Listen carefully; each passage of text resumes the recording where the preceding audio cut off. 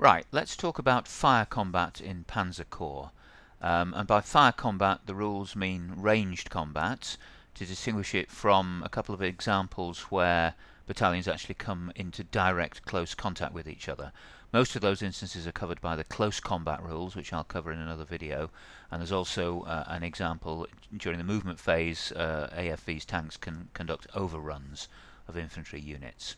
But we're going to talk about fire combat in this video, and specifically where battalions, tanks, infantry fire on each other. There's a third sort of fire combat, which is artillery bombardment. I'll cover that in a different video, although the mechanics are quite similar. A lot of the examples of how you bring the fire to bear require special rules, so I'll cover them separately. So in this video we're going to talk about one battalion firing at range on another. Now the firing takes place after movement, so there's the turn sequence is the logistics phase where you rally off disorder and so on.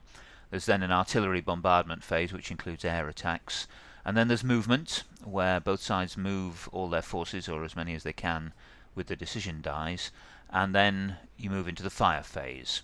And in the fire phase, all units, if they're in range and have a line of sight and so on, can fire. It isn't like the movement phase where you have to roll a dice to get your units to move. In the firing phase you can fire all your units if they're eligible. The player with initiative goes first and they fire all of their units, and then the other player fires back. Now this fire is not simultaneous, in the sense that if I fire one of my battalions and damage one of yours, fragment it say so it can't fire, then it won't be able to fire back.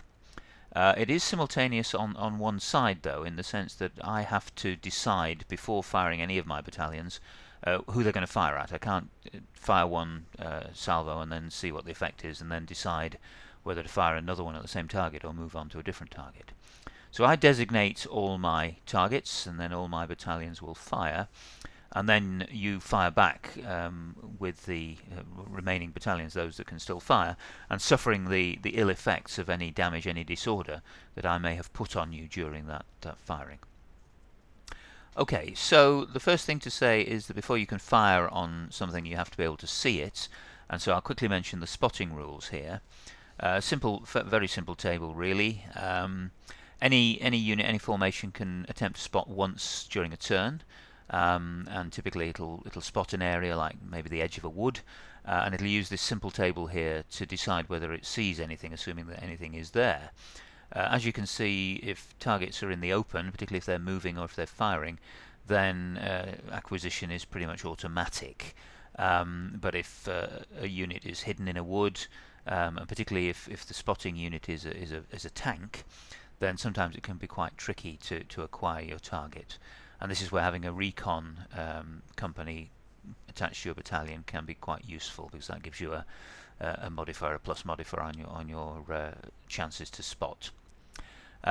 Within 5 inches or 5 centimeters in the smaller scale, spotting is automatic anyway, whatever the conditions. And I should also say that it is quite common within scenarios to have the scenario designer put a spotting limit, a line of sight limit overall, either because of weather conditions or because of the ground. If it is close, lots of fields and hedgerows and woods and so on, then the designer may say that there is a limit to the distance that a unit can see under any circumstances. So okay, let's assume that you've spotted your enemy, and you've got a battalion and you want to fire at your enemy battalion or enemy formation. How do you do it? And the basic model is very simple. Firing of this sort is an opposed die roll. The firer, the firing formation, rolls what's called a fire die. This can be of various different sizes, as is quite common in the Panzer Corps mechanics, and I'll show you the rules in a moment as to how you decide what size of die to roll. And there are also quite a number of modifiers which go with this roll, but at the end of the day you roll one die of the appropriate size, add and subtract modifiers, and come to a score. The target has what's called a cover die. And again, this depends on various things, which I'll talk about in a moment. There are no modifiers to this die. You decide how big it is, what size, whether it's a D4 all the way up to a D12, and then you roll it. And the two scores are compared.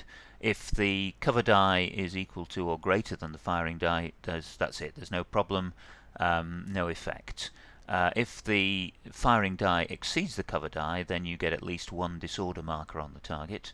If you can double the score on the cover die, you get 2, and if you can triple it, then you get 3, and that's the maximum number of disorder markers from a single example of firing. Just a couple of things I should mention. If either of the scores come out as a 1, if there's a natural 1 on the cover die, or if you score a 1 or less on the firing die, then some bad things happen. I'll go into a little bit more detail about those elsewhere, but briefly, if the firing die is a 1 or less, then you have a risk of running low on ammo. If the cover die is a 1, then if you have attachments in the target formation, then one of them is removed, and if you have decorated leaders, then one of them is killed. So 1 is a bad thing on the cover die, and one of the things that you have to try very hard to do is to avoid rolling a D4 for your cover die, because if you do that, then you've got a 25% chance of scoring a 1 and having those bad things happen to you, in addition to any disorder that you may take. Okay, so let's look at how we determine the size of the two dice and the modifiers to the fire die. This is the play sheet which is used for this sort of fighting. On the left hand side, you've got the fire dice determining table for what they call infantry or indirect fire. This is fire, generally speaking, at infantry targets using small arms or high explosives. On the right hand side is the equivalent table for what they call AFVs, or more precisely anti-tank or armor-piercing fire, and that table is used where you have a formation, a battalion firing armor-piercing ammunition at essentially an armoured fighting vehicle target. So if you've got tanks or anti-tank guns firing, and you have a target which is an armoured target, again tanks, tank destroyers or whatever, then you use that table. But tanks firing at infantry, infantry firing at infantry, and indeed, as you'll see in another video, artillery firing at infantry, all use the left-hand table. So let's zoom in on that a little bit, and the basic idea here is that the fire die, the size of it, is determined by the quality of your firing unit.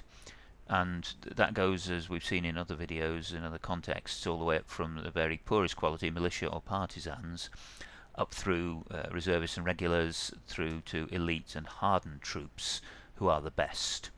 And you look at the type, the quality of your firing formation, and that gives you the base fire die. So, for example, if it's regulars, you throw a D10. I should say the second column there, suppressed. If your formation, your firing formation, is suppressed, in other words, it's got between 3 and 5 disorder markers, then it will use the die in the right-hand column, so, which, as you can see, is poorer in every case than the one it will use when it's not suppressed.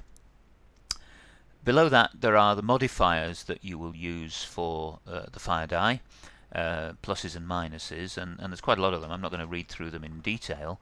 Many of them are determined by attachments. So the very first one there, you can see if you've got a medium machine gun attachment to your firing battalion, you get +1 on your firing die. The others are about tactical situations, so there's one there, you get +1 if you're firing into the flank of your target. Some of them, again, will be about the situation for the firing unit. So there's one down there which says -1 if the target moved, but also having moved. In other words, if you've moved, you also get a -1. -2 for the target entrenchment, and -2 for the target being an AFV. Remember, this is, as it were, small arms fire or HE fire. If you're firing, so if an infantry battalion is firing at a tank battalion, a tank target, then that's inherently more difficult to score hits, to score damage with, and you get a -2 for that. But it is possible. I mean, remember, these are battalions, so we're not just talking about a few rifles firing. There will be all sorts of other equipment. Some infantry are equipped with Piats, for example, in which case they'll get extra points there. If they have anti-tank companies with the attached to the battalion, again you'll see there is a +2, I think, for the anti-tank company when you're firing at an armoured target, which will negate their AFV benefits. So quite a lot of adjustments there for the attachments for the firing battalion, for the tactical situation, and for various other specifics. Let's look now at how you choose the fire die when you are an anti-tank or armour-piercing battalion firing. I've said anti-tank there. That would only apply if you had an anti-tank battalion. As we've just seen, if you have anti-tank attachments to infantry battalions, then those are represented as pluses, and you use the infantry table and the infantry fire die. But if you have an anti-tank battalion, or more commonly, I guess, if you have a tank destroyer or a tank battalion, then the fire die is determined not by the quality of the troops, but by the caliber of the main guns that are firing. And you can see there that if you've got a small autocannon, something 20mm or less, you just roll a d4. All the way up through the various ranges of guns up to the very largest ones, which will use a d10 or a d12. Again, there are modifiers to this fire die. These are quite different from the others. There are, as before, quite a few which relate to the attachments that you have to your battalion, in this case your tank battalion typically. In this case you get benefits for being at short range. You also get benefits for firing from behind, and you lose score if, for example, your target is entrenched. You will also notice down at the bottom there are adjustments for the quality of the troops. If you remember, in infantry terms, the quality determined the size of the fire die. Here, that size is determined by the caliber of the guns, but the quality still has a relevance. Recruits will fire much more poorly than elite or veteran troops, and therefore there are adjustments to the fire die score. So now we know what size of die we're going to be throwing and the adjustments we're going to be making to it. The final thing we have to do is determine the size of the cover die, and that's done on this table here. We're looking mostly at the top part of the table, and by contrast with the fire die, the cover die is relatively simple. As I mentioned earlier, there are no adjustments to it, and you simply determine the size of the die from effectively the protection that the target has.